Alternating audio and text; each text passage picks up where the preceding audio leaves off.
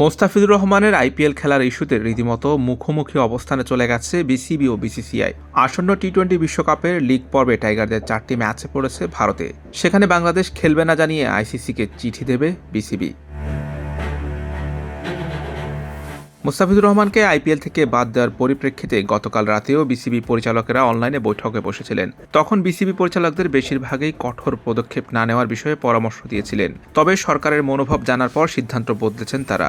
এ নিয়ে জানতে চাইলে বিসিবির cricket operations chairman Nazmul Abedin Fahim প্রথম আলোকে জানান, কিছুক্ষণের মধ্যে এই বিষয়ে আনুষ্ঠানিকভাবে সংবাদ বিজ্ঞপ্তি দিয়ে আমরা অবস্থান পরিষ্কার করব। টি-20 বিশ্বকাপের আর 1 মাস বাকি। ঠিক এই সময় এসে বাংলাদেশ এই সিদ্ধান্ত নিয়েছে। ঘটনার সূত্রপাত গতকাল শনিবার থেকে। বিসিসিআইয়ের ওপর আগে থেকে চাপ ছিল বাংলাদেশি কোনো ক্রিকেটারকে যেন আইপিএল খেলতে না দেওয়া হয়। সেই চাপের কাছে নতি স্বীকার করে গতকাল শনিবার বোর্ডের কাছ থেকে নির্দেশনা যায় মোস্তাফিজকে নেওয়া কলকাতা নাইট রাইডার্সের কাছে। এরপরে নাইট রাইডার্স জানায় বাংলাদেশি এই পেসারকে আর খেলানো সম্ভব নয়। আসন্ন আইপিএলে তারা তাকে রিলিজ করে দেয়।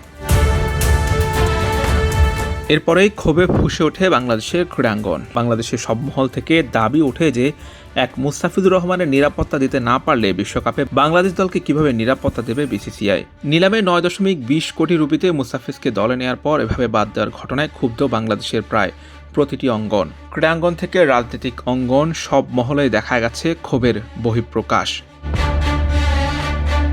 আগামী 7 ফেব্রুয়ারি থেকে 8 মার্চ পর্যন্ত 2026 টি-20 বিশ্বকাপ চলবে। সেখানে সি গ্রুপে বাংলাদেশ খেলবে সাবেক 2বারের বিশ্ব চ্যাম্পিয়ন ইংল্যান্ড, ওয়েস্ট ইন্ডিজের পাশাপাশি নেপাল ও ইতালির সঙ্গে।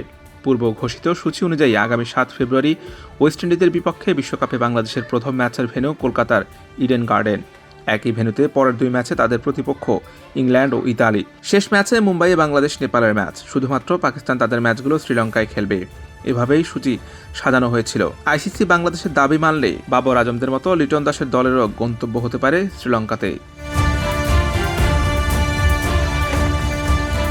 Hossain Arman, BD cric time.